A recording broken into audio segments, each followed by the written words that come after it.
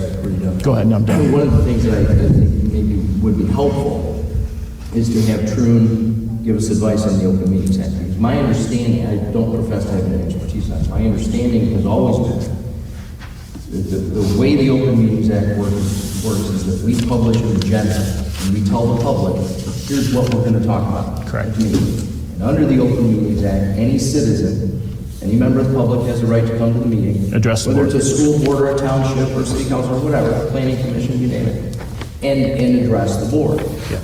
If we start to deliberate, if we start to have a dialogue about something that's not on the agenda, something that if we respond to public comment, Right. we've now started deliberating over something that we didn't put on the agenda, that we didn't tell the public we were going to talk about. So then some other member of the public might say, well, wait a minute, if I'd known you were going to talk about that, I would have come to the meeting and I would have expressed my opinion. So by deliberating with the public at the meeting, you've now violated the Open Meetings Act. Yep. So we have to be, I think, and I Yes. would like to get Troon to give us advice on this, because my understanding has been that's why we don't engage, because we're now starting to deliberate about matters that we shouldn't be. Michigan Association of School Boards, True and all will tell you, your meeting is a business meeting of the board that's open for the public observation.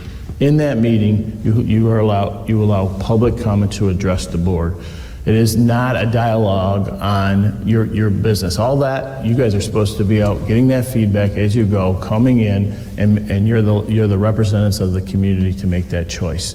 And so that's how that is supposed to occur. It's a meeting of the board, open to the public, not a public meeting for open dialogue. Furthermore, that's why it's also difficult to respond and hit reply all. Very For the difficult. same reason that we're then deliberating in a private conversation Yep. over email, which is equally. So Cindy and I try to do as much as that you can during these times where we've had high incidents of that. The volume is somewhat overwhelming, and then when you do send out somewhat of a generic one answer to the whole situation, people don't like that either, and so it's very difficult. And so I think we've done some FAQs. I think we've done the podcast in response. We've done several pieces of it.